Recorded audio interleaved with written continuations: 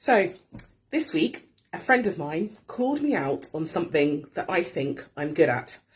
And on reflection, I had to accept that what they were saying was correct, but my reaction was interesting, like, dare I say it, alarming. My name's Antoinette, and I'm the founder of Just Helpers and the co-founder of Entrepreneurs. And I go live every Sunday to share whatever has been percolating in my life that week. It's been a massive week this week. I've been away at a conference called New Wine, and it's given me lots of time and space to think. And actually, there's the whole waft of percolation going on there, as you can well imagine. And I'm not going to share that stuff because what happened right at the beginning of this week, almost last Sunday, on the back of last Sunday's live. So what was my reaction? Well, it was prickly, it was possessive, it was pouty, and then eventually pensive. Do you see what I did there with the alliteration? So as a former teacher, I have been used, anyone that's been through their NQT year and their teacher training, you are used to absolute scrutiny and nitpicking. I once had a lecturer that recorded the number of times that I said and I think it was 49 times in 1 hour. But they literally get into granular detail, from the way that you stand, the way that you blow your whistle as a PE teacher, the angles you've got, the control you've got over the classroom, the cadence of your lesson. So, it's brutal.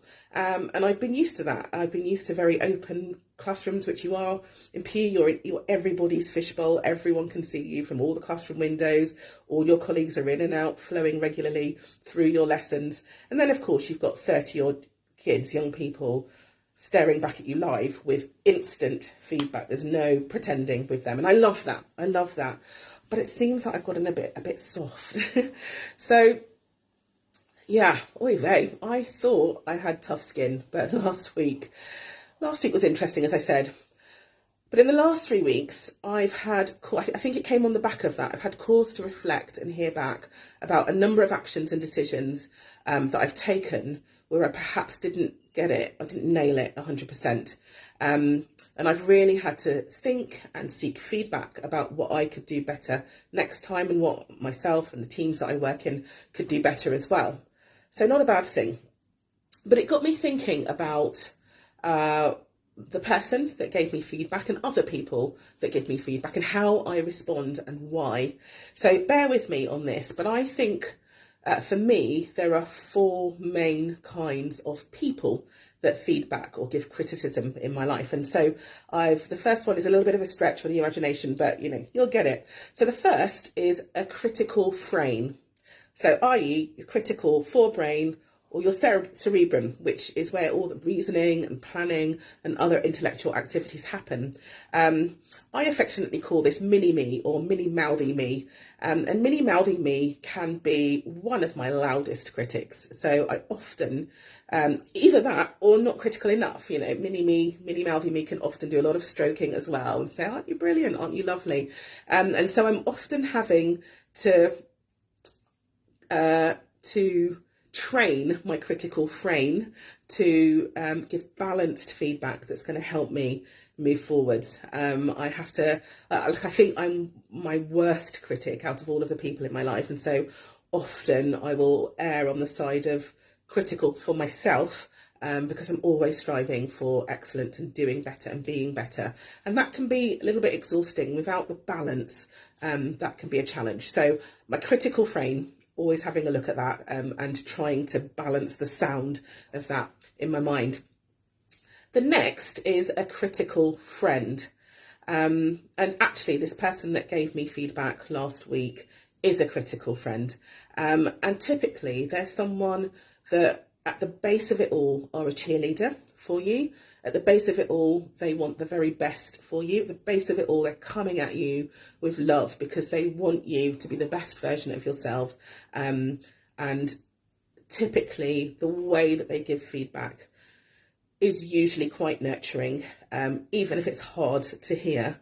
But what I would say about a critical friend, if you have someone in your life or people like that in your life, I'm lucky I have quite a few, is that there still needs to be rules of engagement. You still need to talk to them, perhaps about when it might be great to wade in with feedback and a critique of what you've done, how they do that, to actually be boundaried about what they say. So, you know, to say, I'm coming to you specifically to get feedback about X, or you give them permission to access all areas. But I think that there still needs to be rules of engagement. And I think that you, us as an individual, can have a say in that. I love this verb in Proverbs in the Bible that says, as iron sharpens iron, so one person sharpens another.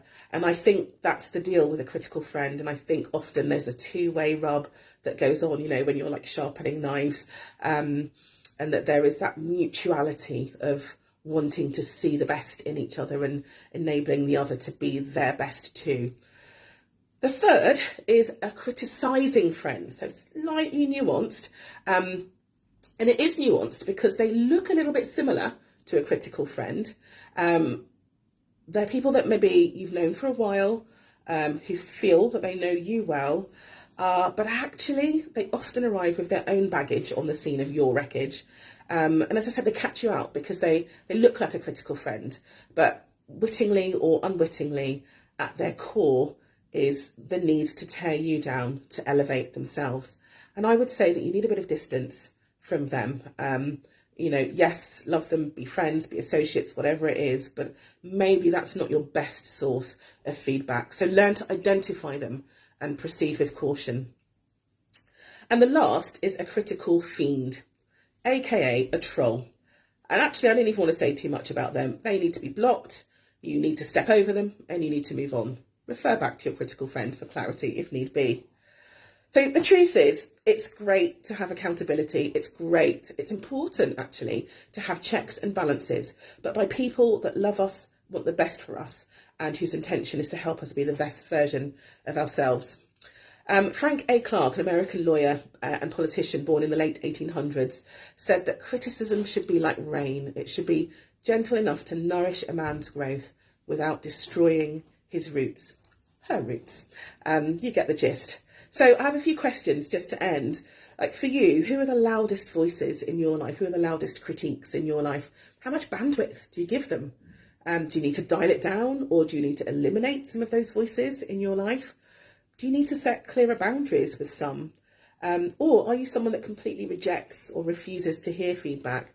Do you maybe need to rethink that? I'd love to hear your thoughts, as always. I'd love this to be a two-way conversation. I'm always learning. I'm on this journey of life where I have definitely recognised that I am not nailing it. I don't understand it all.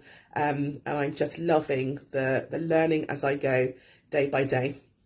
So that's me done for the week. I look forward to seeing you next Sunday with whatever has been percolating in my brain. And until then, I hope that life treats you well. See you.